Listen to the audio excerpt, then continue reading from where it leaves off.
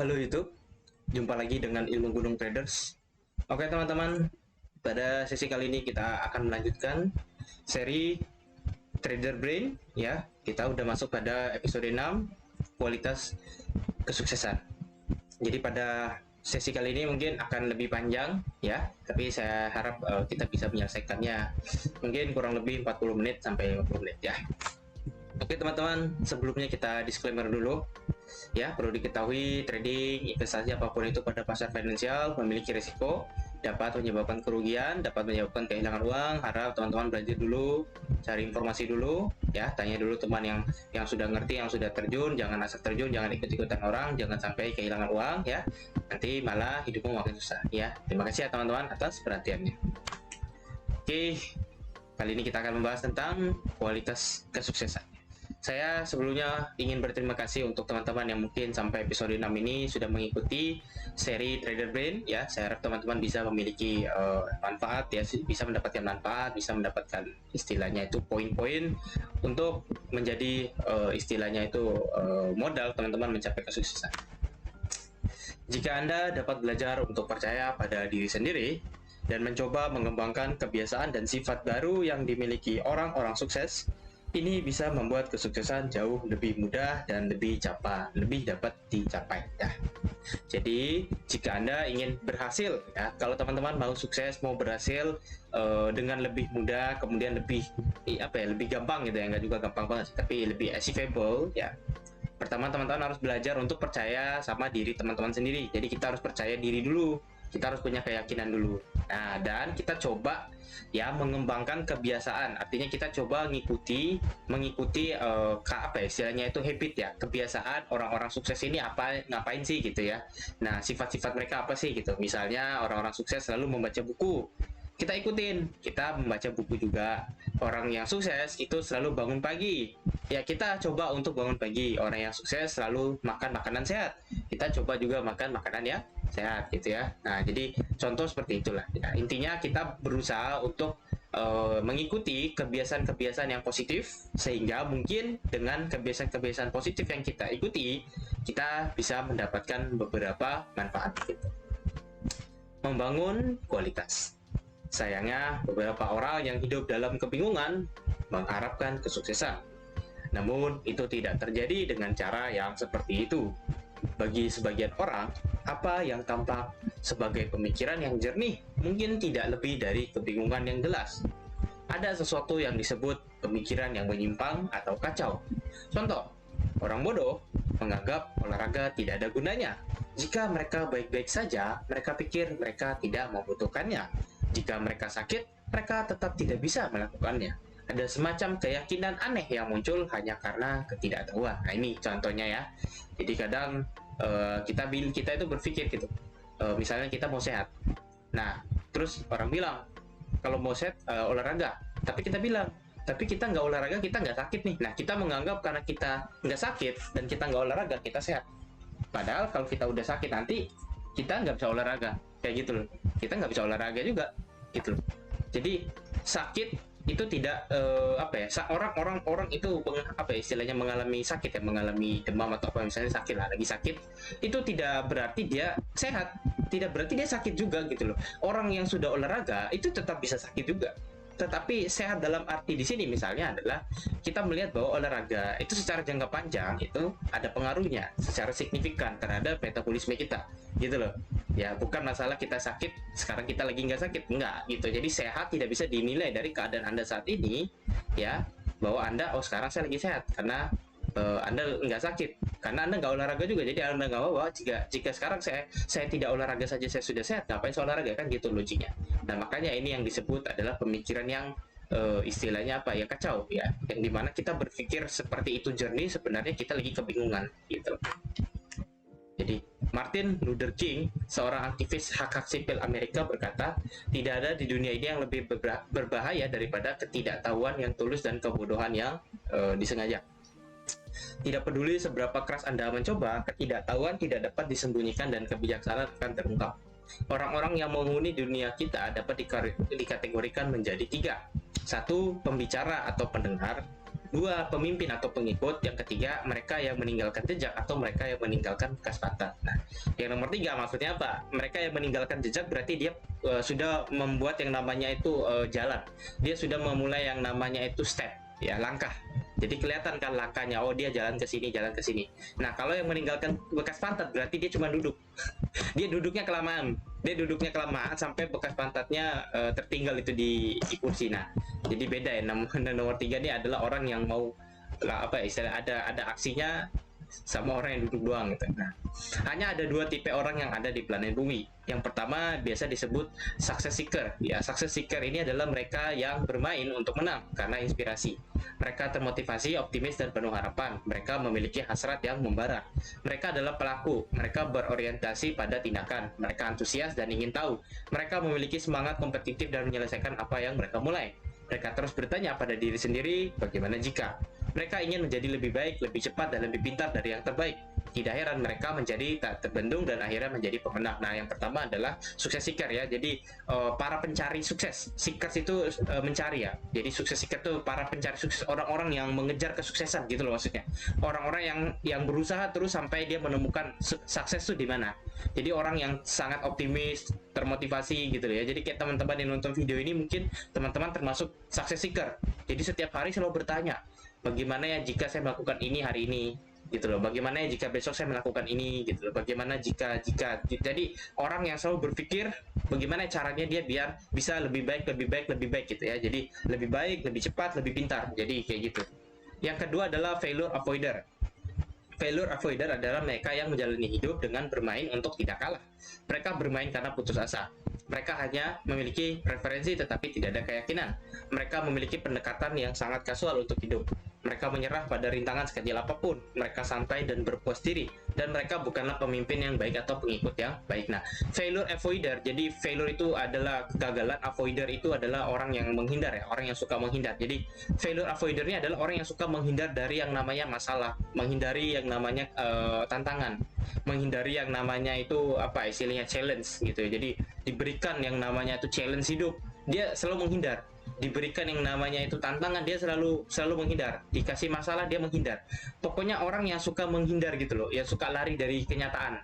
Ya, nah ini jadi istilahnya failure avoider. Nah, jadi yang pertama itu success seeker adalah orang yang mengejar kesuksesan ya, selalu mengejar kesuksesan. Sedangkan yang kedua ini failure avoider, orang yang malah dia suka kerjaannya itu apa, menghindari terus. Pokoknya ketika ada kesalahan dikit dikoreksi dia kabur. Pokoknya kayak nggak pernah face the reality gitu. Dia nggak pernah menghadapi yang namanya realita. Dia selalu menghindar, gitu, lari dari kenyataan lah istilahnya. Ada 3 macam orang berdasarkan kualitas kesuksesannya ya. Jadi ini kualitas kesuksesan itu ada 3. Yang pertama gagal, yang kedua berhasil sementara, yang ketiga berhasil secara signifikan ya.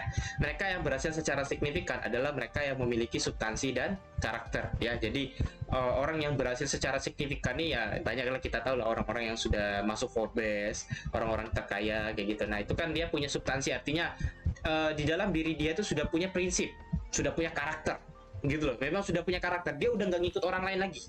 Jadi kalau kita ini mungkin masih ngikut pendapat ini, pendapat itu, masih ngikut apa yang dilakukan dia lakukan sama yang ini. Nah, kalau yang berhasil secara signifikan itu dia sudah punya jalan sendiri.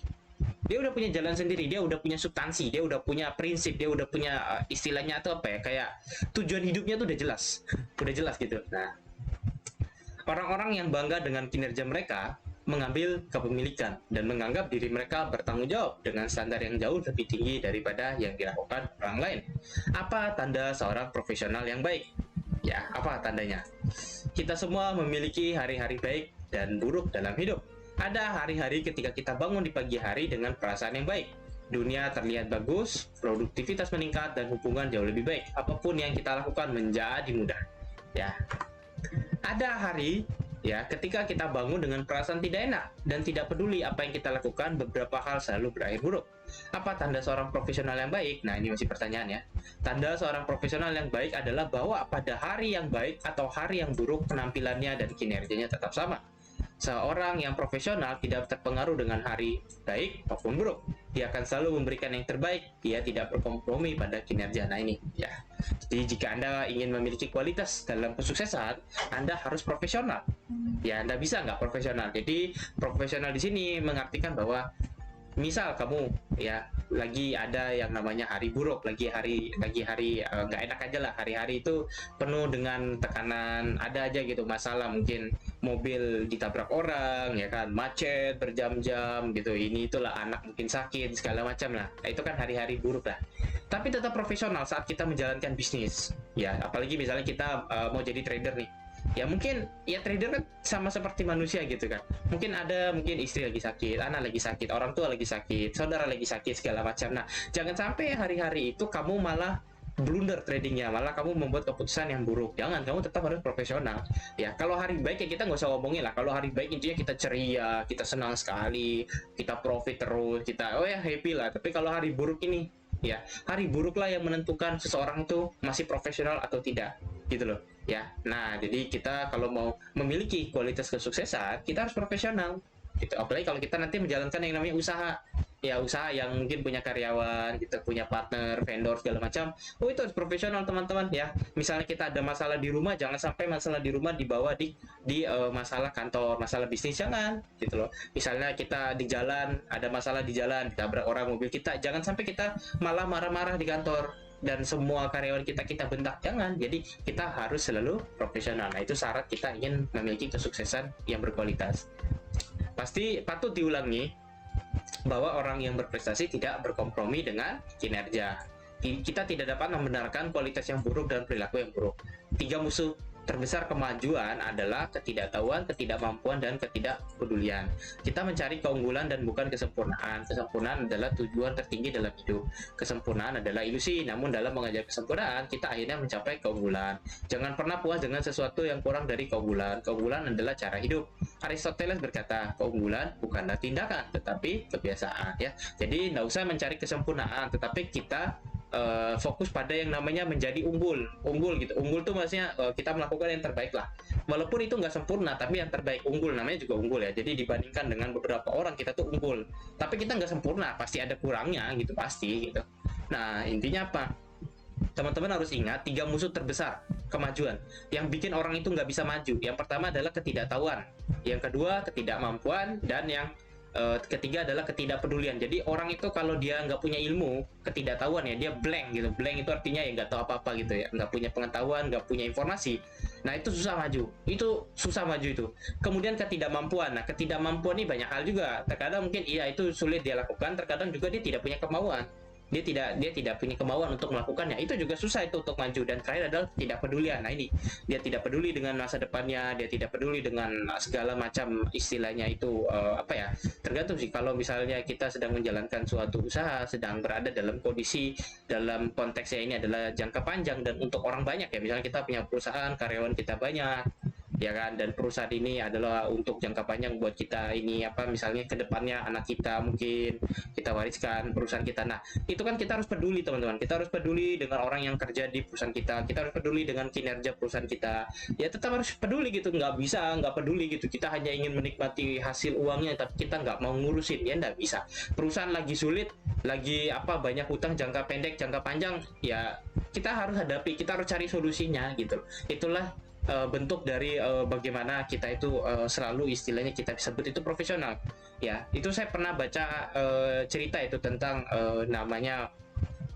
perusahaan yang namanya itu Indika Energi. Indika Energi itu perusahaan energi ya, banyak lah dia, batu bara, kemudian itu solar ya, segala macam lah, banyak. Nah, Indika itu dalam 4 tahun kalau nggak salah, pernah dia dalam 4 tahun perusahaannya itu selalu rugi. Bayangin, perusahaannya selalu rugi dalam 4 tahun. Nah, beberapa orang mungkin kan mengira bahwa perusahaan-perusahaan besar itu selalu untung. Enggak juga. Pada saat mereka mulai, mereka selalu rugi malahan. Tetapi sekarang Indika merupakan perusahaan yang lumayan bagus, teman-teman ya. Perusahaan yang lumayan bagus, very good management ya, sudah terkenal juga ya, sudah asetnya juga banyak triliunan.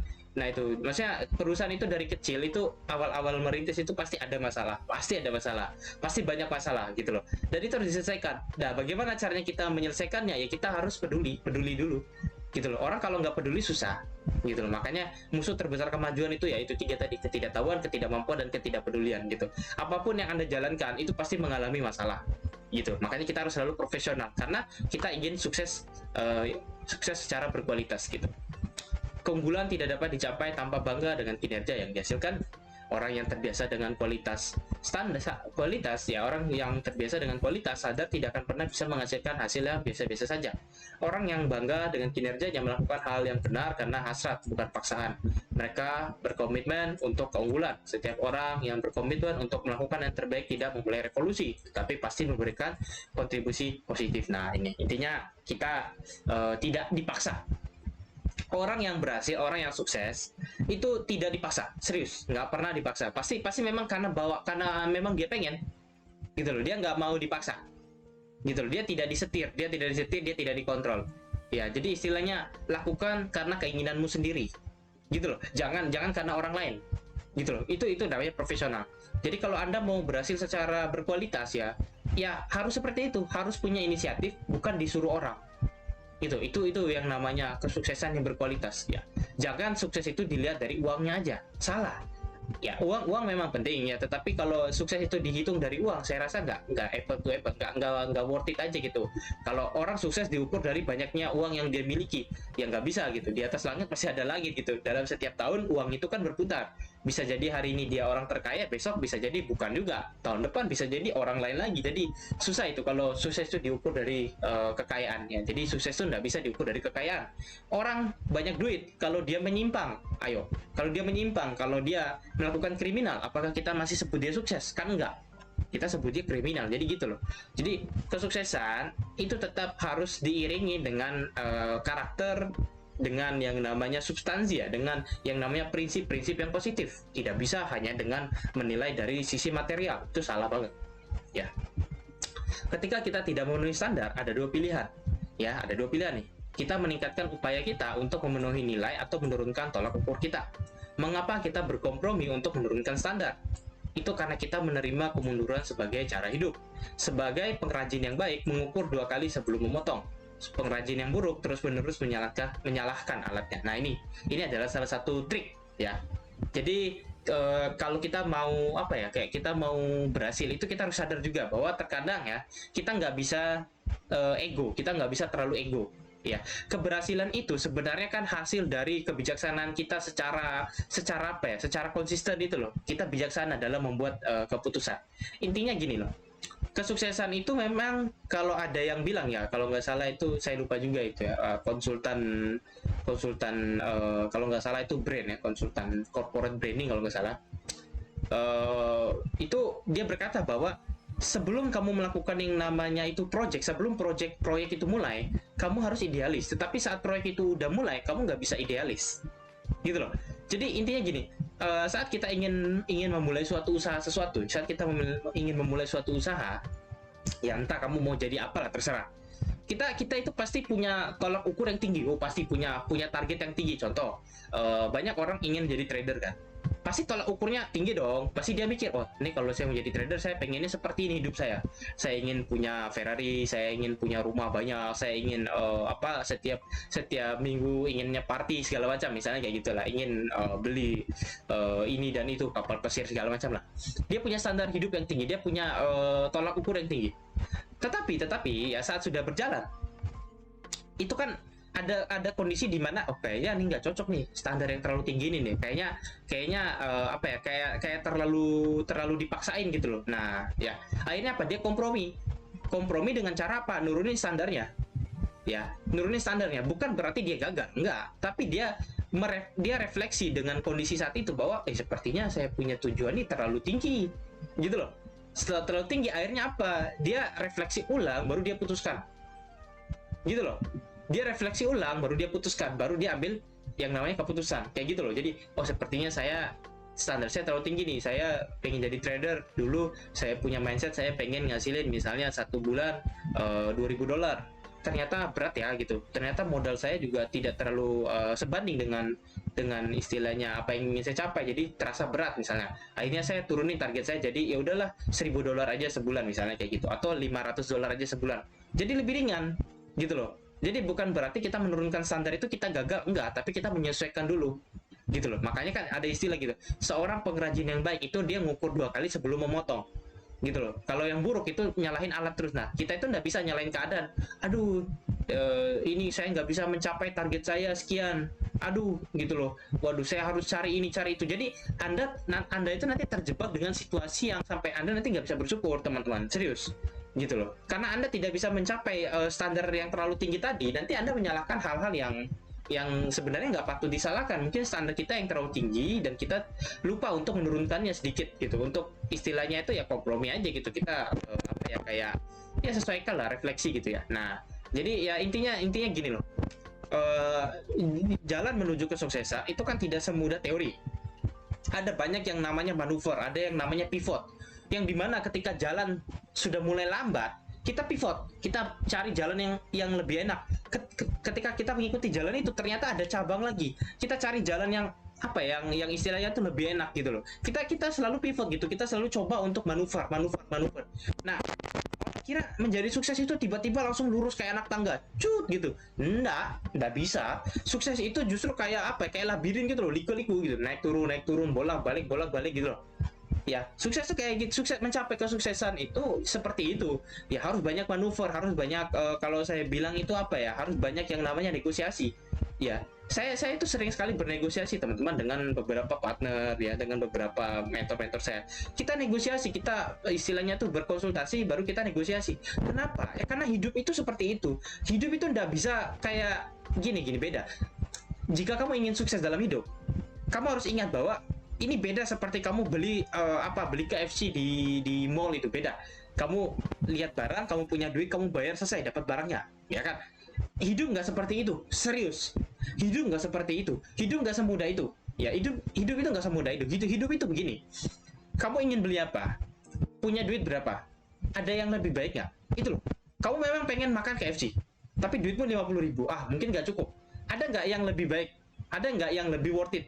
Kamu lebih milih itu, walaupun standarnya mungkin lebih rendah.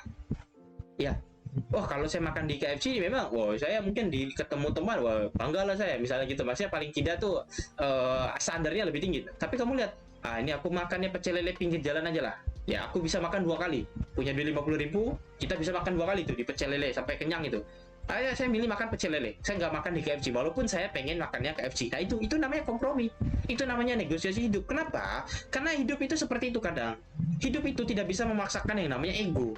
Nggak bisa. Hidup itu harus menyesuaikan yang namanya apa yang ada dalam pikiran kita dengan realitas saat itu.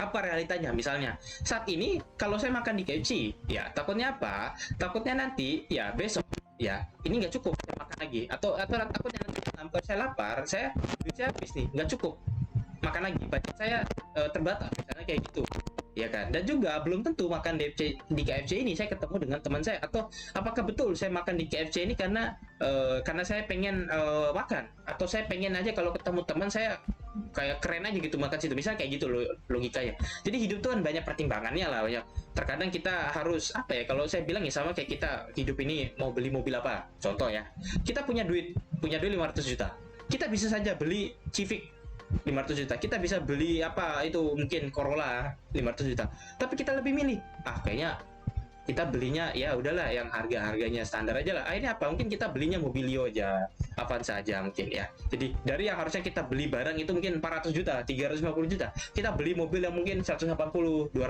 sekian gitu. Nah, kenapa? Bukan berarti kita standarnya rendah, bukan, tapi kita tahu mungkin kita nanti kan ganti mobil lagi gitu loh. Jadi kalau kita beli sekarang segini, takutnya nanti kita ganti mobil lagi 5 tahun lagi, 10 tahun lagi, ya. Nah, takutnya apa? Ya kan kita masih bisa ganti mobil. Takutnya apa? Nanti keputusan yang kita ambil sekarang bisa jadi itu tidak terlalu urgent gitu loh. Nah, makanya hidup itu kan beda gitu. Sama pokoknya kalau kita mau mencapai kesuksesan itu, menjalani hidupnya beda, teman-teman. Banyak sekali manuvernya, banyak sekali pertimbangannya, komprominya.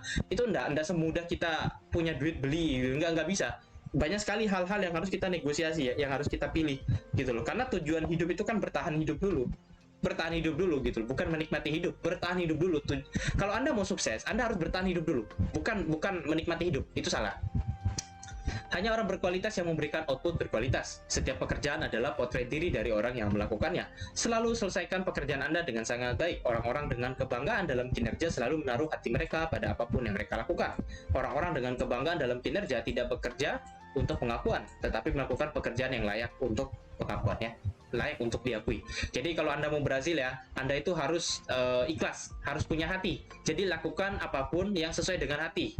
Kalau ngelakuinnya dengan setengah hati itu nggak bagus ya, gitu loh. Kenapa? Karena kalau Anda ngelakukannya dengan ikhlas, ya pasti hasilnya berkualitas. Serius, orang-orang yang bekerja dengan hati gitu, orang-orang yang memang tulus gitu, tulus ya, tidak ada paksaan, itu pasti hasilnya berkualitas gitu. Dan kita nggak usah butuh pengakuan ya. Dalam hidup hasil dihargai, usaha tidak, betul ya. Kita menilai ketika kita menilai diri kita dari niat kita, tetapi dunia menilai kita dari tindakan kita. Orang tidak dibayar untuk niat baik mereka, tetapi untuk tindakan baik mereka. Ada pepatah lama, jalan menuju neraka diaspal dengan niat baik. Tindakan baik kecil lebih baik daripada niat besar. Ya, niat baik saja tidak cukup. Mereka perlu didukung dengan tindakan yang baik. Ya, apa yang kita pikirkan atau percayai adalah konsekuensi kecil. Satu-satunya hal yang penting adalah apa yang kita lakukan. Jadi intinya dalam hidup itu kita itu apa ya, kayak apa yang ada di dalam kepala itu nggak dihargai. Kalau udah ada usaha iya, atau hasil gitu ya. Usaha itu kadang nggak dihargai, hasilnya baru yang dihargai. Jadi ya hidup itu seperti itu, output akhirnya aja yang dilihat. Gitu loh. Jadi intinya gini, maksudnya adalah kita itu lebih baik apa ya, melakukan sesuatu yang hasilnya baik ya, sehingga kita bisa dinilai kita punya hasil ya. Serius ya, kalau niat baik itu nggak cukup. Kita memang punya niat baik, kita punya niat yang begitu mulia segala macam ya, begitu bijaksana ini itu nggak cukup. Tapi kita harus punya tindakan, walaupun itu sekecil mungkin. Jadi tindakan baik ya, tindakan baik yang kecil itu lebih baik daripada niat yang besar. Jadi banyak orang-orang juga itu yang sukses ya, yang saya tahu adalah sebenarnya mereka itu melakukan tindakan-tindakan yang sebenarnya hal-hal yang normal gitu. Tetapi ya orang kan melihat itu hasilnya, dampaknya gitu loh. Jadi tindakan yang mereka lakukan tuh mungkin secara teori ya effortnya kecil, tetapi dari kacamata orang yang melihat itu ternyata dampaknya besar gitu loh. Jadi causnya kecil, efeknya besar kayak gitu ya. Nah intinya hidup itu memang ya seperti itulah. Kita dihargai dari yang namanya hasil gitu, usahanya enggak gitu. Mereka nggak lihat proses lah, yang penting yang mereka lihat hasilnya seperti apa. Oh ini gitu. Makanya di dunia trading ini kan banyak orang punya mindset begini. Mereka akan mencari orang-orang atau para trader yang di sosmed itu yang suka pamer profit, karena mereka berpikir bahwa jika orang itu sering pamer profit, berarti metode yang mereka pakai itu profitable. Artinya metode yang mereka pakai itu benar. Mereka masih punya mindset seperti itu. Ya, orang-orang seperti ini kalau ketemu saya pasti saya ketawain. Kenapa? Bodoh. Bukan saya ngomong kotor ini. Bodoh, serius. Lucu, gitu loh. Ya. Jadi orang-orang ini berpikir bahwa jika orang itu sering pamer profit, dia berkata bahwa metode yang dipakai itu metode yang benar-benar menghasilkan profit.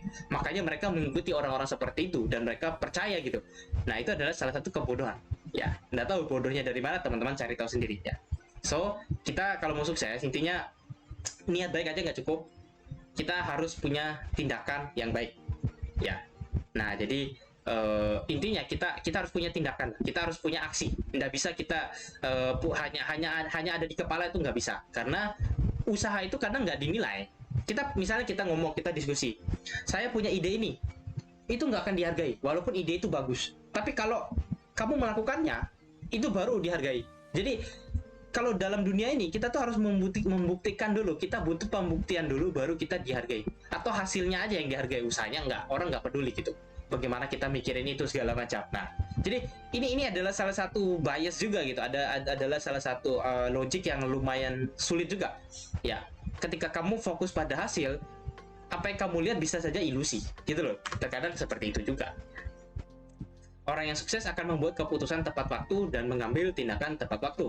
Mengapa ada begitu banyak perbedaan dalam kompensasi di organisasi manapun? Perbedaan kompensasi ada bukan karena jam yang kita habiskan, tetapi karena kematangan kemampuan pengambilan keputusan kita. Kematangan kemampuan pengambilan keputusan menentukan apakah Anda akan mencapai posisi tertentu dalam hidup atau tidak. Nah, ini intinya kalau kita mau berhasil lah, kita mau menjadi orang yang sukses berkualitas, itu kita tidak dinilai dari jam kerja, kita tidak dinilai dari berapa jam yang kita habiskan, enggak ya, kita tidak dinilai dari berapa jam yang kita habiskan, tapi kita dinilai dari kualitas Ya, kualitas atau kematangan pengambilan keputusan kita. Nah, jadi intinya ada rumusnya. Intinya rumusnya ada dua aja gitu. Keputusan yang tepat di waktu yang tepat. Itu aja. Ya, jadi keputusan yang tepat di waktu yang tepat dan tindakannya tepat, intinya kayak gitu ya. Jadi itu rumusnya ya. Jadi Anda harus membuat keputusan itu harus tepat waktu, nggak boleh telat, nggak boleh terlalu kesempatan juga. Kemudian harus tindakannya juga harus tepat waktu. Tindakannya harus tepat waktu juga. Nah itu, jadi orang-orang sukses itu kenapa mereka bisa berhasil? Ya momentum, saya bilang ya, tepat keputusan tepat waktu, ya membuat keputusan tepat waktu, mengambil tindakan tepat waktu, ini kan sama saja istilahnya dengan kata momentum, teman-teman. Ya, kalau teman-teman pernah tahu ya istilah momentum. Nah, ya. Jadi kita trader juga tuh sebenarnya banyak harus belajar momentum gitu. Bagaimana kita membuat keputusan tepat waktu, kemudian tindakannya juga tepat waktu. Ya, itu caranya biar kita itu bisa berhasil dan kita berkualitas. Ya intinya harus banyak jam terbang, gitu loh. Intinya itu harus banyak jam terbang. Kemudian kita sudah tidak dinilai dari jam yang kita habiskan. Enggak, udah nggak kayak gitu. Kalau kita mau berhasil secara berkualitas itu kita tidak dinilai dari berapa jam. Kita bisa saja kerja 1 jam sehari, bisa. Tetapi dari keputusan yang kita ambil, dampaknya gitu loh. Dampaknya seberapa dari keputusan yang kita ambil. Itu yang dinilai, bukan jam kerja, bukan. Jadi kalau Anda berpikir Anda harus kerja 16 jam sehari biar Anda bisa berhasil, enggak, salah. Anda tingkatkan bagaimana cara mengambil keputusan, ya, cara melihat masalah, bagaimana cara melihat solusi. Ya, kemudian Anda belajar hukum momentum. Ya, keputusan tepat waktu, tindakan tepat waktu, selesai. Itu kalau Anda intinya itu misalnya punya suatu usaha ya. Kalau Anda bisa mengambil keputusan yang tepat waktu terus, ya, dan tindakannya tepat terus, itu usaha pasti maju, serius. Usaha pasti maju. Nggak ada saya lihat usaha itu akan gagal kalau orang yang menjalankannya itu bisa membuat keputusan tepat waktu, kemudian bisa ambil tindakan tepat waktu. Pasti kalau momentum itu pasti berhasil. Ya, jadi itu kualitasnya juga yang harus kita miliki gitu ya. Ya. Asumsi akan membuat keputusan, akan merusak keputusan ya. Jadi asumsi akan merusak keputusan. Asumsi itu feeling ya, hanya perasaan di dalam pikiran kita. Moral dari pepatah tersebut sangat jelas. 1. Dapatkan fakta dengan benar sebelum mengambil keputusan. 2. Jangan membuat asumsi karena ini merusak kemampuan Anda dalam mengambil keputusan. Jendela kesempatan tidak tetap terbuka selamanya. Hal ini membutuhkan keputusan yang tepat pada waktu yang tepat. Keraguan-raguan disebut kelumpuhan mental yang muncul dari kurangnya kepercayaan diri. Hidup yang sukses penuh dengan keputusan. Orang-orang sukses tidak melihat untuk menghindari membuat keputusan. Nah ini, jadi tipsnya lagi ya, kalau kita ingin berkualitas, jangan suka asumsi. Dalam hidup, kita banyak menemukan, istilahnya itu selalu kayak, kalau saya bilang itu kayak pintu. Pilih pintu kiri, pintu kanan, pintu merah, pintu biru. Oh banyak. Bangun tidur aja udah disuruh itu, sudah punya yang namanya tuh pilihan. Nah, makanya kita jangan asumsi. Serius. Ketika kita membuat keputusan, ya, namanya juga hidup ya, kita nyari duit misalnya, kita berbisnis. Itu udah bisa kita asumsi, asumsi saya yang ini nanti pasti gagal, yang ini pasti ini. Jangan. Kita dapatkan fakta dulu, baru kita bikin keputusan. Jangan asumsi. Kalau asumsi nanti apa? Kena bias nanti. Ya, kalau kita misalnya berasumsi hal-hal yang negatif itu mempengaruhi keputusan kita nanti. Kita bisa takut, akhirnya kita tidak ambil opportunity itu, kayak gitu. Ya. Nah, jadi jendela kesempatan tidak tetap terbuka selamanya. Kali ini membutuhkan keputusan yang tepat pada waktu yang tepat. Nah, ini jendela kesempatan ini loh, jendela opportunity itu nggak selalu ada gitu. Makanya kalau kita berasumsi itu nggak bagus. Terkadang kita tidak bisa mengambil opportunity yang ada di depan kita gitu. Nah, akhirnya apa? Kita ragu-ragu. Ya, kita ragu-ragu, dan ragu-ragu itu kelumpuhan mental istilahnya ya. Nah, karena kurangnya kepercayaan diri. Dan kalau Anda hidup, Anda itu pasti memiliki apa ya, semacam momen di mana Anda harus membuat keputusan. Dan itu nggak boleh ragu-ragu. Ya, contoh ya, Anda hidup, Anda umur 25 mau jadi apa? Apakah Anda udah menikah? Anda kalau udah menikah, Anda mau ngapain? Apakah Anda ingin memiliki anak atau Anda ingin ngapain? Itu kan bikin keputusan terus. Ya, ketika Anda sudah punya keluarga, ya apa yang Anda ingin lakukan? Apakah Anda ingin bangun rumah yang kedua, membangun rumah yang ketiga, beli mobil yang kedua, yang ketiga, apakah apa gitu? Tujuan apa yang ingin Anda lakukan? Anak Anda ini mau sekolahnya di mana? Ya, rencana jangka panjangnya seperti apa? Segala macam lah. Oh, itu keputusannya panjang banget. Panjang itu, setiap tahun tuh pasti ada keputusan yang harus kita putuskan. Makanya jangan sering berasumsi sehingga Anda tidak terpengaruh gitu. Jenis keputusan terburuk adalah keraguan-raguan. Yang terkadang menghambat orang dalam mengambil keputusan adalah terlalu berhati-hati. Orang yang terlalu berhati-hati juga menolak resiko ya, karena tidak menyadari bahwa segala sesuatu dalam hidup adalah resiko. Ketika kita lahir, itu adalah resiko. Yang kedua, jika menurut kita tindakan itu beresiko, cobalah tidak bertindak dan lihat seberapa beresikonya itu. Tiga, berinvestasi itu beresiko, tetapi cobalah untuk tidak berinvestasi, itu beresiko 2 kali lipat. Menikah itu beresiko, punya anak beresiko, tidak menikah beresiko, dan tidak punya anak beresiko juga. Intinya hidup ini penuh resiko. Maka kalau Anda ingin punya kualitas, ya, Anda harus berani mengambil yang namanya tindakan. Anda harus bisa menghadapi yang namanya resiko. Ambil, jangan lari. Kan tadi kita sudah sebut ya bahwa hanya ada 2 manusia ini kan, success seeker sama failure avoider, orang yang suka menghindar, orang yang suka lari dari kenyataan. Nah, hidup itu selalu punya konsekuensi dan selalu ada resiko gitu loh. Resiko gitu, kita misalnya apa ya, kita nggak ngelakuin apa-apa, itu resiko juga. Kita cuma duduk diam, tetap aja gitu. Intinya ya kita punya usaha, ya usaha kita sedang ada masalah, terus kita duduk diam, kita cuek, kita nggak ngelakuin apa-apa. Ya secara waktu itu pasti ada waktunya ya, kayak orang bilang itu ya sudah waktunya bom itu meledak gitu loh. Ya kayak bom meledak aja gitu, tinggal tunggu waktunya meledaknya kapan kayak gitu loh. Sama kayak kita investasi juga gitu, pasti ada yang namanya kerugian, ya pasti ada yang namanya gagal. Tetapi kalau kita nggak mencoba berinvestasi, ya satu-satunya bagaimana cara kita bisa melipat gandakan aset kita kan dengan berinvestasi, teman-teman. Apalagi coba, ya kan? Bagaimana caranya melipat gandakan aset kalau bukan investasi kan? Hanya investasi, misalnya kita beli saham. Hanya saham yang bisa, mungkin ya menurut saya, hanya saham yang mungkin bisa naik turun, walaupun ada kemungkinan turun juga gitu. Tapi saham itu kan tidak pernah ada batas ya. Misalnya kalau teman-teman pada saat pandemi, ya membeli saham BNI, BRI, BCA segala macam itu pada saat lagi bottom, sekarang teman-teman mungkin bisa mendapatkan profit lebih dari 200% kenaikan, mungkin rata-rata ya, mungkin segitulah compoundnya. Ya itu kan kalau Anda nggak berinvestasi, mungkin Anda tidak mendapatkan opportunity, Anda tidak mengambil resiko gitu. Tapi karena Anda berani mengambil resiko dan Anda tahu ya skalanya, ya Anda ambil dan Anda memahami itu. Sama seperti kita misalnya menikah juga, teman. Menikah itu resikonya tinggi, teman-teman ya. Ada perceraian lah, ada yang namanya itu kekerasan rumah tangga segala macam, banyak resikonya. Tapi kalau kita nggak menikah, lah terus kita masa hidup menyendiri, bro. Manusia itu kan diciptakan karena bisa berkembang biak lah. Masa kamu nggak mau punya keturunan? Nah, nanti kalau kamu punya usaha, kamu udah cari duit banyak, sudah punya mobil mewah, siapa yang ngambil mobil mewahmu kalau bukan anakmu? Oh, nggak punya anak, nggak punya istri, sendirian, ya kamu mati, ya siapa yang ngambil? Itu orang lain gitu kan. Bisa nggak tahu siapa. Bisa saudaramu, bisa keluargamu yang ngambil itu hak-hakmu. Nggak enak gitu. Jadi kita tetap juga, maksudnya resiko ini ada gitu. Resiko tuh di mana aja gitu, tapi tergantung perspektif kitanya aja gitu. Kita melihatnya seperti apa gitu. Apa yang tidak beresiko? Tidak ada dalam hidup. Tujuan mengambil sikap berani adalah untuk menyelesaikan ya tantangan daripada memperpanjang keraguan-raguan. Beberapa orang ingin menjalani hidup dengan bermain aman, berharap mereka akan mati dengan selamat. Mereka adalah mayat hidup. Kita perlu belajar untuk hidup dengan filosofi ini. Hiduplah selagi kamu hidup, bukan hanya panjang hidup kita yang penting, tetapi kualitas hidup kita dan bagaimana kita menjalaninya. Nah itu ya, jadi kita hidup itu bukan hanya soal umur, tetapi kita harus punya kualitas juga. Kemudian bagaimana caranya kita running our life ini, kita run the life ini ya, kita enjoy the life kita.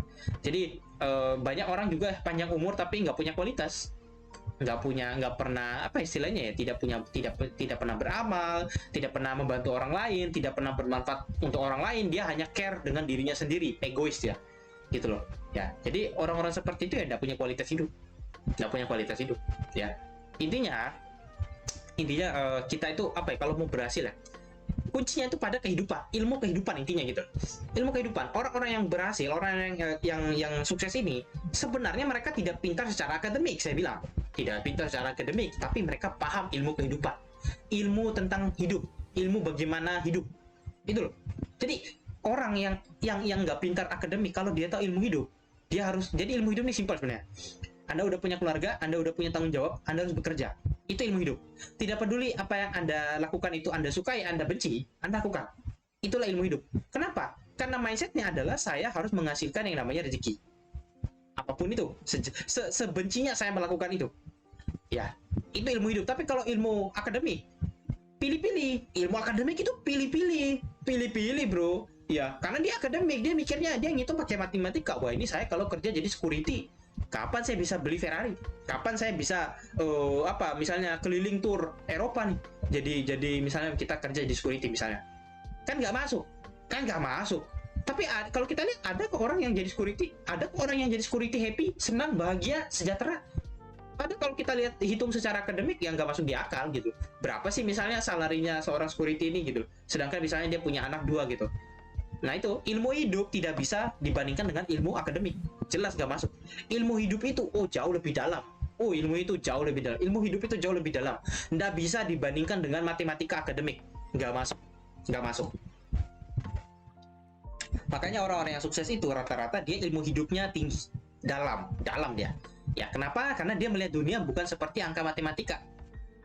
Bukan seperti akademis yang terlalu gengsi, yang terlalu pilih-pilih. Enggak. Dia memahami bahwa kehidupan ini teruslah kita jalani. Dan ada satu titik di mana kita akan berubah. Atau ada pepatahnya kan, terkadang di atas, terkadang di bawah. Hidup itu berputar, kan kayak gitu kan. Nah, jadi ilmu hidup itu lebih membuat orang itu berhasil daripada ilmu akademik. Walaupun memang saat kita menjalankan suatu usaha segala macam, kita butuh akademik sih pasti gitu. Tapi intinya akademik nggak cukup. Kamu harus belajar ilmu hidup juga. Gitu. Ilmu hidup itu membuat kamu menjadi manusia. Serius, membuat kamu menjadi manusia karena kamu tahu bahwa tujuan saya jadi manusia ini apa gitu loh. Jadi tidak terlalu pikiran kamu tuh lebih luas dikit lah. Gitu. Pikiran Anda akan lebih luas gitu. Setelah Anda membuat keputusan, Allah berkonspirasi untuk membantu Anda mencapai lebih banyak. Jika kita ingin meninggalkan warisan, lakukan sesuatu yang layak ditulis atau tulis sesuatu yang layak dilakukan. Untuk menjadi sukses, sangat penting untuk memiliki pola pikir yang benar untuk sukses ya. Nah ini ingat ya, kalau mau sukses, itu harus punya pola pikir yang benar untuk sukses. Jadi sukses itu harus jelas, sukses itu seperti apa sih, pola pikirnya yang benar dulu.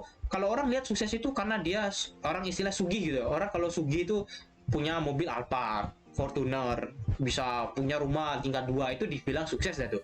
Padahal kita nggak tahu mungkin duitnya apa, duit narkoba. Sukses nggak tuh? Ya kan? Belum tentu gitu. Nah kalau saya sendiri melihat kesuksesan itu apa? Saya melihat kesuksesan itu sebenarnya tidak secara material. Ya, saya melihat kesuksesan itu sebenarnya lebih kepada si subjek individunya itu sendiri. Ya, kalau dia secara berkala setiap mungkin 5 tahun selalu memperbaiki kesalahannya di masa lalu, saya sebut dia sukses. Selesai. Serius. Misalnya dia di masa lalu, 5 tahun yang lalu dia obesitas. 5 tahun yang sekarang dia sudah ideal, badannya udah sehat. Itu sudah saya sebut sukses. Karena dia berhasil. Gitu loh. Misalnya 5 tahun yang lalu dia masih jadi tukang parkir. Sekarang dia sudah misalnya punya usaha, misalnya cuci motor, cuci mobil. Ya, usaha cuci istilahnya bersih-bersih lah, cleaning ya. Usaha-usaha itulah istilahnya itu cuci mobil, cuci motor segala macam lah, untuk istilahnya itu percantik kendaraan. Udah saya bilang sukses. Dari yang dulunya tukang parkir sekarang sudah punya tempat cuci mobil, cuci motor sendiri. Itu udah sukses. Nggak harus sukses itu materi yang aneh-aneh, enggak. Sukses itu kita bandingkan kepada subjek individunya dalam periode tertentu gitu loh. Misalnya ya 5 tahun yang lalu saya ini apa sih misalnya? 5 tahun yang lalu seperti ini ya. Sekarang 5 tahun yang sekarang sudah punya ilmu banyak gitu, sudah ngerti tentang ini, tentang itu ya gitu. Nah, itu udah disebut sukses.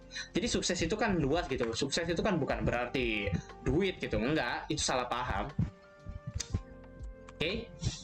Modal kesuksesan. Nah, ini bagaimana caranya Anda mencapai kesuksesan? Dan modalnya, satu, ambisi. Untuk menjadi sukses, Anda perlu ambisi. Orang yang ambisius akan melihat bahwa mereka mampu melakukan yang terbaik dan menjadi yang terbaik dari apa yang mereka lakukan. Jika Anda merasa bahwa Anda tidak cukup baik atau tidak mampu, maka kemungkinan besar Anda tidak akan mencoba dan mencapai tujuan kesuksesan Anda. Jika Anda bisa percaya diri dan mencoba yang terbaik, Anda bisa menjadi jauh lebih ambisius. Memiliki keinginan yang kuat untuk sukses adalah bagian dari perjalanan untuk benar-benar berhasil. Jika Anda tahu apa yang ingin Anda capai, maka Anda akan memiliki tekad untuk melakukannya. Nah ini, Anda harus tahu dulu tujuan Anda apa, baru ada tekadnya, baru nanti tekadnya itu muncul, niatnya muncul. Kalau nggak punya tujuan, susah bro. Hidup, teman-teman gini, hidup kalau nggak punya tujuan itu aneh. Serius, hidup kalau nggak punya tujuan itu aneh. Karena nggak ngerti mau ngapain gitu. Jadi yang pertama itu ambisi. Yang kedua keberanian. Seringkali kebanyakan orang tidak mencapai kesuksesan karena rasa takut. Banyak orang takut gagal, dan inilah yang dapat menghentikan mereka untuk mencapainya. Beberapa orang yang paling sukses akan mengatakan bahwa kegagalan adalah kunci untuk sukses dan bahwa Anda perlu membuat kesalahan. Memiliki pola pikir ini adalah kualitas yang dibutuhkan untuk sukses. Jika Anda memiliki keberanian, Anda dapat berhenti menjadi begitu takut gagal, dan sebaliknya. Fokuslah pada apa yang dapat Anda capai. Jadi, yang kedua adalah berani. Saya kasih tahu teman-teman, jangan takut gagal. Jangan takut gagal. Para pengusaha-pengusaha yang menjadi orang terkaya di negara kita ini, itu gagal banyak. Dia pasti bangun bisnis juga banyak. banyak gagalnya mungkin bukan 1 juta 2 juta rupiah, miliaran, ya kan, miliaran gitu lah. Banyak orang gagal ya, usaha itu kan tidak semudah itu ya. Nah, intinya gini, kesuksesan itu adalah, kalau saya bilang tadi itu kan adalah hanya hasil akhir aja, hanya kelihatan di akhir lah. Kesuksesan itu kan hanyalah hasil dari proses kita menjalani hidup itu sih. Kita mau merubah hidup kita, itu kesuksesan itu kan hasilnya atau prosesnya aja sebenarnya, masih proses malahan. Intinya, karena kita setiap hari dihadapkan dengan banyaknya keputusan yang harus kita ambil, ada banyak ancaman, tantangan, rintangan, segala macam lah, hal-hal aneh itu, masalah segala macam, pasti ada sesuatu atau ada momen kita merasa takut, pasti. Tapi ingatlah bahwa rasa takut itu kan hanyalah bagian dari self defense ya, hanya bagian dari pertahanan diri, seperti yang saya sudah katakan ya. Kita memang takut itu kan nggak pernah bisa kita hilangkan gitu loh. Takut tuh pasti ada karena dia kan bagian dari diri kita gitu. Kita pasti akan merasakan takut gitu, pasti harus merasakan takut. Nah, tapi rasa takut saat kita menghadapi sesuatu terkadang bukan benar-benar takut. Itu hanyalah sinyal gitu loh, hanyalah sinyal terkadang, kamu harus hati-hati gitu. Jadi takut tuh bisa jadi disuruh hati-hati aja. Hati-hati bukan berarti takut. Hati-hati ya berarti tetap jalan tapi waspada, itu intinya gitu loh, kalau teman-teman paham. Jika Anda dapat melihat kesalahan dan kegagalan sebagai pelajaran untuk dipelajari, ini juga dapat mendorong Anda untuk terus maju dan berusaha untuk berhasil. Keberanian adalah sifat yang bagus untuk dimiliki jika Anda ingin sukses. Ini akan membantu Anda mengembangkan pola pikir yang benar dalam mencapai tujuan Anda, dan Anda tidak akan takut untuk mencoba, bahkan setelah Anda melakukan kesalahannya. Jadi, ya saya banyak melakukan kesalahan juga teman-teman, ya. Saat saya mulai trading, bahkan sampai hari ini, kesalahan banyak juga. Makanya kita tetap belajar, kita masih muda, kita masih belajar, kita masih butuh jam terbang, ya. Dan intinya apa? Saya sadar bahwa saya selalu melakukan hal-hal yang tidak saya sukai, gitu. Saya mau nggak mau melakukan hal-hal yang tidak saya sukai, itu jujur aja. Kalau Anda melakukan hal yang Anda sukai, ya well itu bisa, tetapi kalau saya rasa itu jarang sih, jarang gitu. Sekarang saya tanya, pengusaha, apakah 100% pengusaha itu cinta dengan apa yang dilakukan? Bisa jadi enggak. Bisa jadi enggak. Saya kasih tahu, bisa jadi enggak. Kenapa? Karena peluang ya saya bilang, itu terkadang tidak sesuai dengan apa yang kita inginkan. Kebanyakan gitu. Ya, kebanyakan gitu. Kita kan melihat peluang. Nah, peluang ini kan terkadang kita nggak pernah tahu. Kita kan hanya melihat peluang, namanya juga peluang.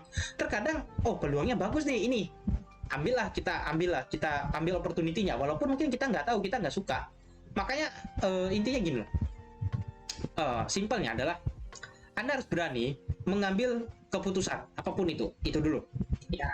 Kenapa? Karena dalam hidup itu banyak sekali kita dihadapkan dengan situasi-situasi yang dimana kita terkadang benci untuk mengambil jalan itu, terkadang ya kita merasa bahwa kayaknya nggak usah deh gitu. Nah, justru saat Anda merasa ini nggak usah, Anda harusnya mengambil. Contoh nih, apakah saya suka bicara di publik dan bicara di YouTube? Ya, contoh. Apakah benar? Belum tentu. Ya, kenapa? Karena ada resikonya.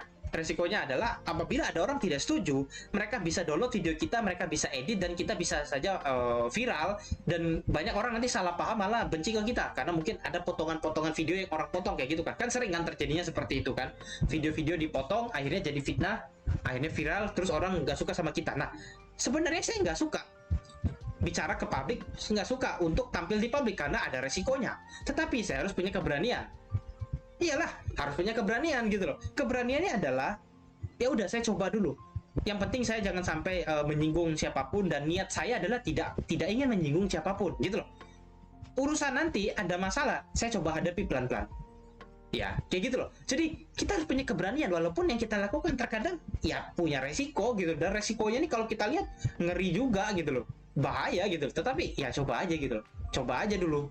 Ya, opportunity nih gitu loh. Kenapa? Karena saya melihat juga kalau saya misalnya upload video di YouTube dan saya coba untuk bikin konten, mungkin saya bisa menemukan beberapa hal yang menarik ya setahun ya tahun depan atau kapan ya, mungkin opportunity bagi saya. Ya, misalnya saya membuat konten media mungkin podcast tentang trading misalnya, atau membuat ini dan itu tentang trading segala macam mungkin ya. Jadi kita kan mencoba gitu, siapa tahu ini cocok, siapa tahu ini ada jalannya kan, alurnya kita nggak tahu, makanya kan harus berani. walaupun ada resiko di situ, dan pasti ada resiko gitu loh. Jadi untuk berhasil ya Anda harus coba aja dulu gitu loh. Gitu. Yang ketiga adalah komitmen ya. Ketika seorang berkomitmen, mereka akan memiliki tekad untuk mencapai apa yang mereka inginkan dan akan terus berusaha untuk mencapai tujuan tersebut. Sukses dan komitmen berjalan beriringan. Kebanyakan orang sukses akan percaya pada diri mereka sendiri dan tujuan mereka untuk sukses. Mereka akan berkomitmen untuk mencapainya. Ketika Anda percaya pada apa yang Anda coba untuk berhasil, Anda percaya pada diri sendiri dan apa yang dapat Anda lakukan. Ya, oleh karena itu kemungkinan besar Anda akan berkomitmen untuk membuktikan pada diri sendiri bahwa Anda bisa berhasil. Nah, jadi komitmen itu intinya apa? Pembuktian. Komitmen itu tidak lain adalah pembuktian. Pembuktian ke siapa? Pembuktian ke diri sendiri bahwa Anda bisa berhasil. Itu. Ya, jadi itu yang dimaksud komitmen. Ya, jadi komitmen itu adalah bentuk pembuktian kita kepada diri kita sendiri bahwa kita bisa gitu loh. Kita bisa kok gitu. Nah, itu. Ya, jadi komitmen itu bukan pembuktian kepada orang lain, bukan pembuktian itu. Komitmen itu pembuktian kepada diri kita sendiri. Kita membuktikan bahwa yang kita lakukan itu bisa berhasil. Yang keempat, tekad. Ya, tekad. Tekad adalah sifat yang bagus untuk dimiliki, terutama jika Anda ingin sukses dalam hidup. Mereka yang memiliki tekad yang besar dapat fokus dan berjuang untuk tujuan mereka. Ketika Anda memiliki banyak tekad, Anda cenderung tidak menunda-nunda atau membuat alasan, karena Anda akan bertekad untuk berhasil.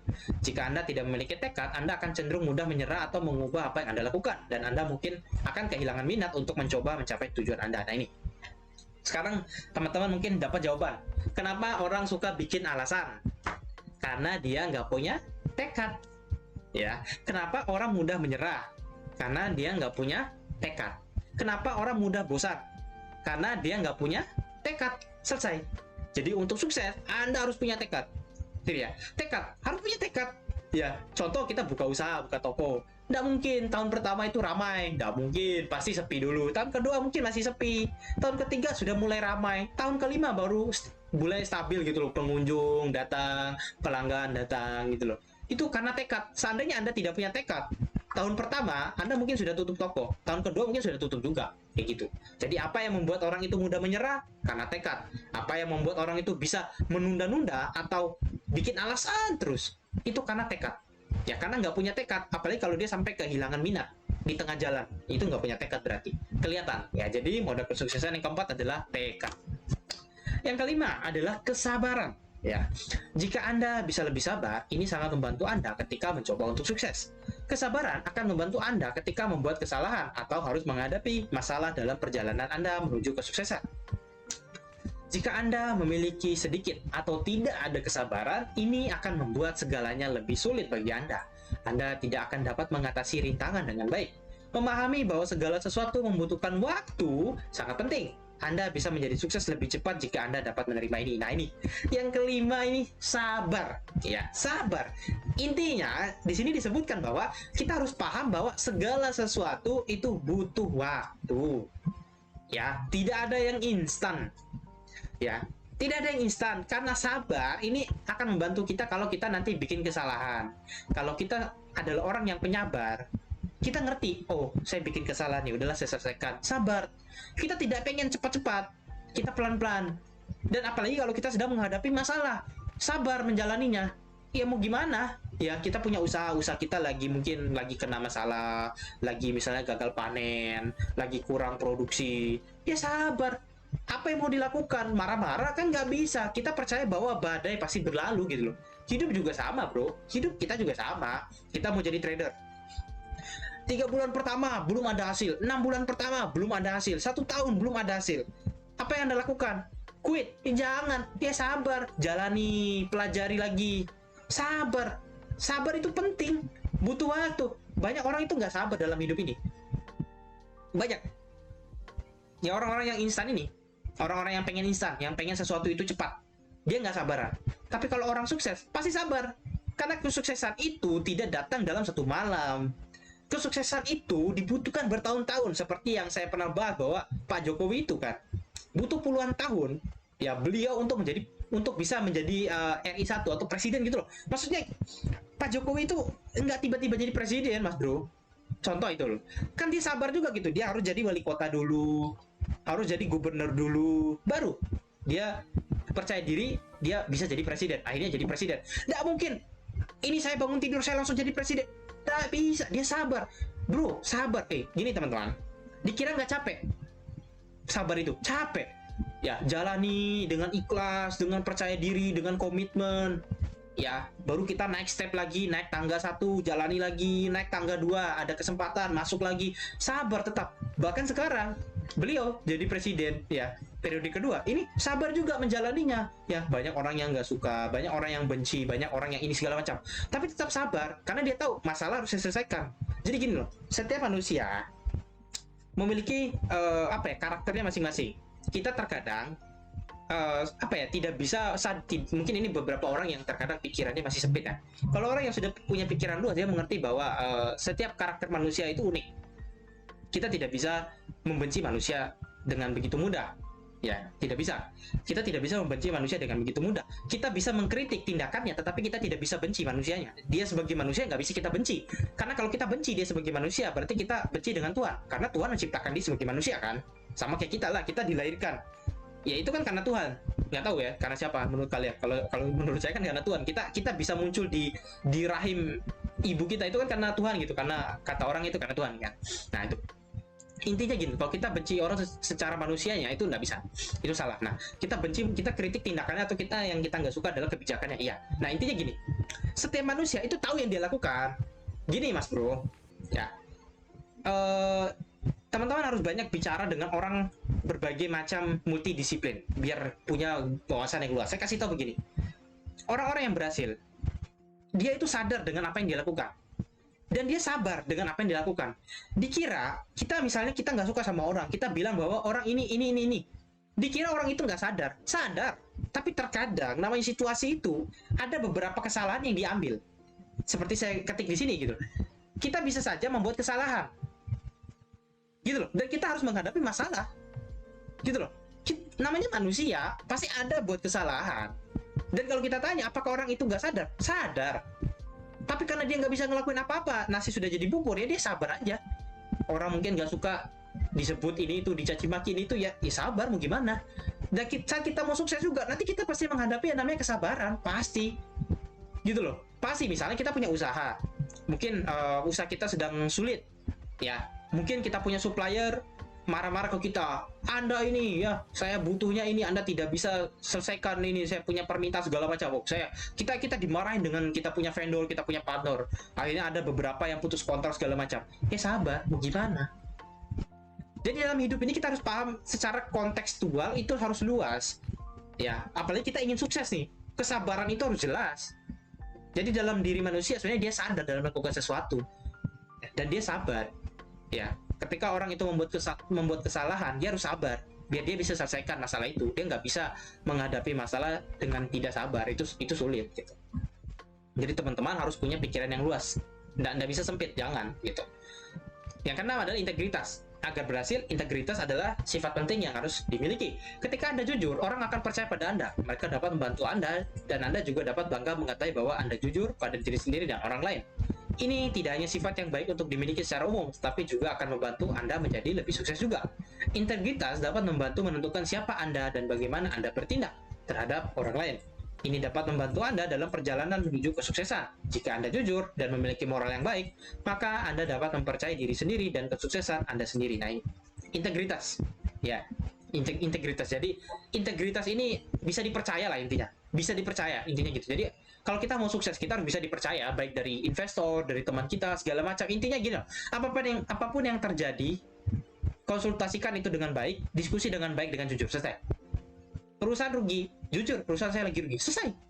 Ya, tinggal cari solusinya. Ya, investor nggak akan marah. Saya gini teman-teman, saya dulu itu ngerti startup itu. Saya banyak juga bikin startup dengan partner saya dulu ya. Kenal dikit lah, ngerti dikit. Intinya apa? Semua startup itu rugi. Tapi investor tetap aja itu masuk ngasih funding gitu, tetap aja gitu loh. Artinya apa? Ya nggak masalah selama si startupnya itu istilahnya transparan dengan si investor. Apa yang terjadi, bagaimana solusinya segala macam. Nggak masalah, tetap aja orang funding juga kayak gitu. Yang penting prospeknya tetap jelas kayak gitu loh. Jadi kita harus integritas teman-teman. Jadi integritas itu sangat penting dalam kita mencapai kesuksesan. Serius. Anda kalau bisa dipercaya, Anda itu akan diberikan tanggung jawab yang besar. dan dari tanggung jawab yang besar udah pasti hasilnya juga besar gitu ya. Intinya Anda harus percaya diri sendiri ya, Anda harus punya moral yang baik. Kalau Anda sudah bisa berintegritas ya, Anda akan bisa dipercaya oleh orang lain, dan orang lain biasanya nggak segan-segan untuk memberikan Anda tanggung jawab gitu ya. Jadi orang lain udah tahu, oh orang ini kayak gini nih, dia tanggung jawab, dia pasti dikasih kesempatan, opportunity pasti. Kesimpulan, dalam hidup Anda akan menghadapi rintangan dan hal-hal yang mungkin menghambat kesuksesan Anda. Namun jika Anda memiliki 6 hal yang sudah saya sebutkan, itu dapat membantu Anda untuk bangkit kembali dengan cepat. Jika Anda tidak tabah, Anda mungkin akan melarikan diri begitu Anda harus menghadapi situasi yang sulit. Cobalah dan menjadi lebih tangguh. Belajarlah untuk menghadapi situasi sulit sehingga Anda dapat melewatinya dan menjadi sukses. Sebenarnya, mengetahui dan percaya bahwa Anda memiliki kekuatan untuk sukses bisa jadi sulit, tetapi itu adalah sesuatu yang benar-benar dapat menguntungkan Anda. Kita semua memiliki kemampuan untuk berhasil dalam hidup dan mendapatkan apa yang kita inginkan. Kita hanya perlu tahu bagaimana mencapai potensi penuh kita. Ya, intinya kita harus sabar, kita harus pelajari diri kita ini seperti apa, dan ikuti tadi 6 modal kesuksesan tadi. Bangun, setahun 2 tahun pasti berubah kehidupan Anda. Memiliki sikap optimis adalah sifat yang bagus untuk dimiliki jika Anda ingin sukses, karena dapat membantu Anda tetap positif tentang apa yang Anda lakukan dan tidak berkecil hati jika ada yang salah. Menjadi optimis dapat sangat membantu Anda karena Anda akan percaya hal-hal baik itu bisa terjadi. Anda akan mengharapkan hasil positif datang dari perjalanan Anda menuju kesuksesan juga. Memiliki dorongan dan tekad untuk bekerja lebih keras, terus maju, dan mencoba hal-hal baru adalah sifat yang sangat baik untuk dimiliki dalam hal menjadi sukses. Tanpa dorongan, Anda tidak akan bersemangat tentang apa yang ingin Anda capai. Oleh karena itu, kemungkinan besar Anda tidak akan mencapainya. Pastikan bahwa Anda dapat tetap bertekad dan bersemangat tentang apa yang Anda inginkan untuk berhasil, sehingga Anda memiliki dorongan yang konstan untuk berhasil. Ya, jadi intinya apa? Kita harus punya sikap optimis. Kita harus punya dorongan, tekad untuk berusaha lagi. Sukses itu nggak mudah, itu sering dikasih tahu. Ya, saya banyak melihat teman-teman trader saya, soalnya teman-teman, banyak teman-teman trader saya katanya mau jadi trader. Apa hasilnya? Gagal. Kenapa gagal? Karena stop. Karena nggak punya tekad, nggak punya optimisme. Ya, dia gagal, dia stop, dia quit. Apa yang terjadi ya? Penyesalan lagi, nggak guna, kayak gitu. Orang sukses tidak menganggap diri mereka sempurna. Bahkan jika mereka memiliki kepercayaan diri yang besar dalam kemampuan mereka, mereka masih bekerja untuk meningkatkan, mengidentifikasi di mana mereka memiliki kelemahan, dan melakukan apa yang perlu mereka lakukan untuk memperkuat diri mereka sendiri.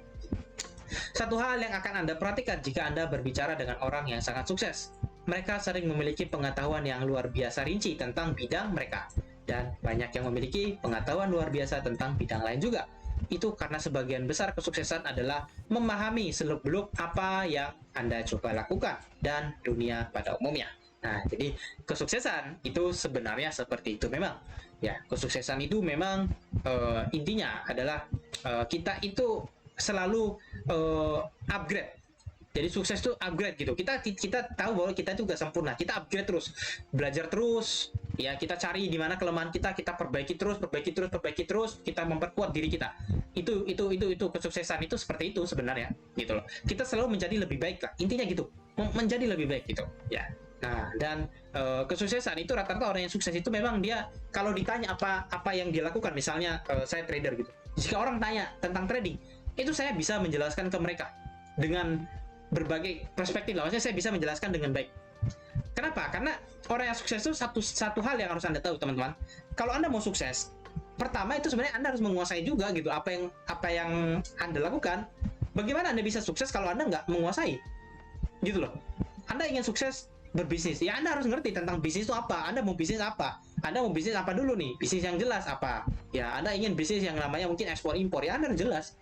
Ekspor impor Anda ini seperti apa? Ya kan? Apa yang Anda ekspor, apa yang Anda impor? Ya, bagaimana prosesnya, segala macam workflow, segala macam bla bla bla itu. Itu harus jelas. Anda harus menguasai, harus punya pengetahuan di situ, gitu loh. Nah, jadi itu syarat kesuksesan juga gitu. Jadi bagaimana orang bisa sukses kalau dia tidak memahami, apalagi dia tidak punya pengetahuan di situ. Jelas akan lebih sulit mencapai kesuksesan. Ya, orang-orang yang sukses memegang kendali. Mereka tahu, mereka selalu punya pilihan. Mereka tidak pernah tidak pernah merasa dikorbankan oleh genetika, sejarah, atau keadaan mereka, dan mereka benar-benar percaya bahwa masa lalu tidak menentukan masa depan. Mereka menulis naskah untuk kehidupan mereka. Orang-orang sukses mengandalkan diri mereka sendiri. Mereka tidak memerlukan izin untuk melakukan apa yang mereka inginkan, dan mereka tidak memberikan izin kepada orang lain untuk memperlambat mereka.